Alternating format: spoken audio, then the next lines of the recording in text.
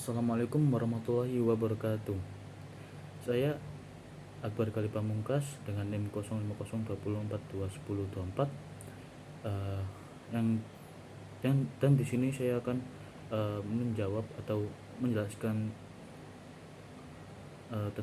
tentang kasus-kasus yang diberikan oleh Pak Samsuri selaku pengajar mata kuliah usul fikih. Eh, nomor pertama nomor pertama tentang status hukum memakai fasilitas umum yang berbayar. Menurut metode ijtihad, bahwa hukum dari memakai fasilitas umum yang berbayar ini telah disepakati dan diperbolehkan oleh ulama.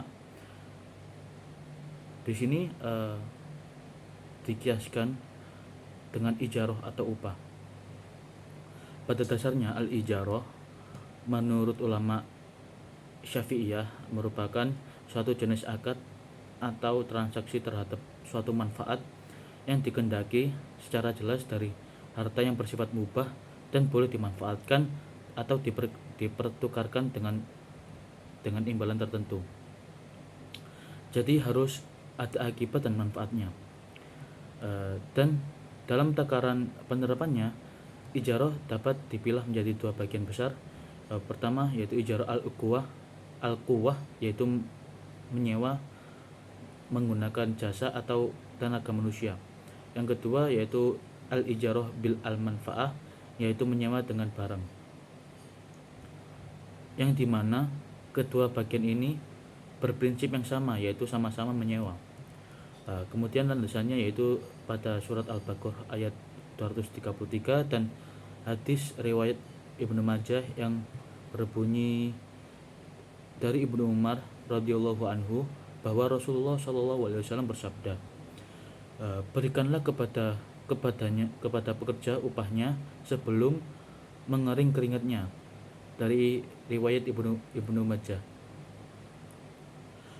Jadi pada dasarnya penarikan biaya untuk fasilitas umum berbayar ini diperbolehkan, di mana penghukumannya dikiaskan pada ijarah atau upah. Mengapa? Karena di sisi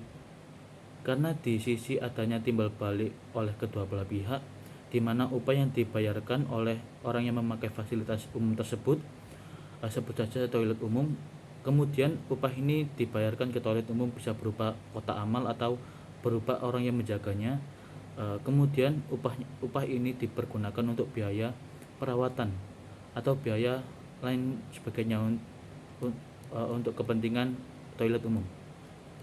Kemudian kasus kedua yaitu berupa sebuah kasus di mana jika wanita sudah menikah siri tetapi ditinggalkan oleh suami tanpa ada kabar maupun keberatannya dalam kurun waktu yang lama atau dikenal dengan mafqud, lalu wanita ini menikah kembali dengan pria lain secara resmi, kemudian suami lamanya kembali, maka bagaimana persoalan mereka? Sebut saja pria yang menikah dengan siri ini sebagai A dan yang resmi sebagai B.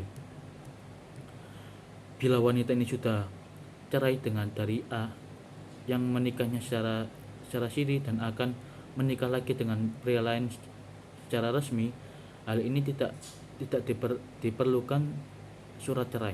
Mengapa? Karena ketentuan pada Undang-Undang Nomor 7 Tahun 74 mengatakan bahwa pernikahan itu diharuskan dicatatkan. Maka karena hal ini tidak dicatatkan, maka diperbolehkan bagi wanita tersebut yang menikahi siri kemudian cerai secara siri juga untuk menikah lagi secara resmi melalui KUA, tidak perlu adanya surat cerai. Tetapi yang perlu dipertanyakan kembali pada kasus ini adalah tidak adanya keterangan atau kejelasan bahwa wanita ini sebelum menikah kembali secara resmi dengan si B, apakah sudah bercerai dengan si A. Maka hal ini patut dipertanyakan oleh karena ada aturan bahwa salah satu syarat perkawinan sebagaimana yang diatur oleh diatur pada pasal 9 UUP adalah bahwa calon pengantin harus bebas dari ikatan perkawinan dengan orang lain, dan pasal 40 huruf A. Dan pasal 40 huruf A kompilasi hukum Islam bahwa dilarang kawin dengan wanita yang masih punya ikatan suatu perkawinan dengan pria lain.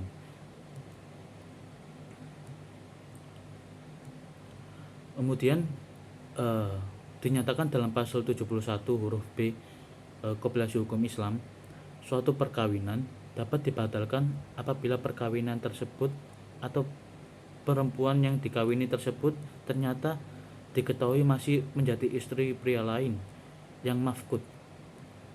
Jadi seorang perempuan yang suaminya mafkud tetap saja masih berada dalam ikatan perkawinan dengan suaminya yang mafkud itu sebelum secara resmi bercerai. Oleh karena itu, seorang perempuan yang suaminya mafkud tidak bisa menikah lagi dengan orang lain. Kalau mau menikah lagi, harus adanya perceraian dengan suaminya yang mafkud itu, dan habis masa iddahnya. Kalau seorang perempuan yang suaminya mafkud menikah dengan laki-laki lain, maka perempuan itu telah melakukan poliandri. Maka perempuan itu tersebut telah melanggar asas perkawinan dalam pasal 3 UUP, sehingga perkawinan dengan laki-laki lain itu adalah perkawinan yang batal. Kemudian kesimpulannya, jadi seorang istri yang suaminya mafkud ini dan mau menikah lagi dengan seseorang, maka ia harus terlebih dahulu memperjelas statusnya, dan ia terlebih dahulu harus bercerai dengan suaminya yang mafkud itu, yaitu dengan jalan mengajukan gugatan perceraian dengan alasan melanggar taklid talak dalam pasal 116 huruf G, atau alasan suatu pihak meninggalkan pihak lain selama 2 tahun berturut-turut tanpa izin pihak lain dan tanpa alasan yang sah, atau karena hal lain di luar kemampuannya, dalam pasal 19 huruf B PP 09 tahun 1925 Junko, pasal 116 huruf B kompilasi hukum Islam. Kemudian kalau bila seorang istri ini yang suaminya mafkud terlanjur menikah dengan pria lain, maka perkawinannya adalah perkawinan yang batal, tidak sah, bukan perkawinan yang dapat dibatalkan. Untuk formalnya harus diajukan gugatan pembatalan perkawinan ke pengadilan agama, seperti itu. Kemudian yang ketiga, uraian contoh maslahah mulghah serta alasan kenapa masih diklasifikasikan sebagai maslahah padahal statusnya adalah mulghah. Yang awal-awal yang terlebih dahulu tentang definisinya. Mengambil definisi dari Imam Al-Ghazali, maslahat pada dasarnya ialah berusaha meraih dan mewujudkan manfaat atau menolak kemudaratan.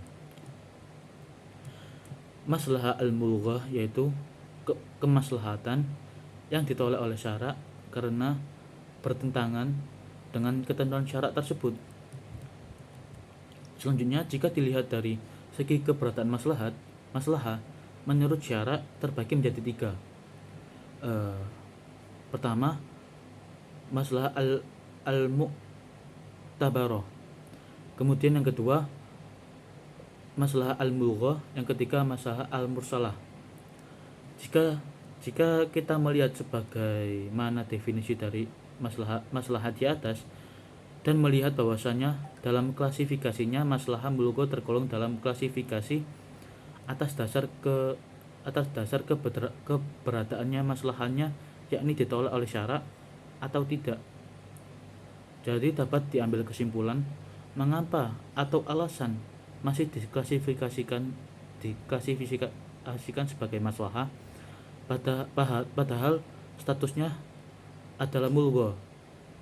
Jadi dalam perkembangannya, ruang lingkup maslahah akan semakin besar atau akan semakin kompleks. Bahkan semua yang dikatakan baik bisa tetap dikatakan baik dan ada nilai kebaikannya atau maslahannya. Tetapi apakah bertentangan dengan syara atau tidak? Nah, inilah yang menjadikan maslahah mughoh hadir sebagai petunjuk atau hadir sebagai bentuk klasifikasi maslahah. Untuk apa?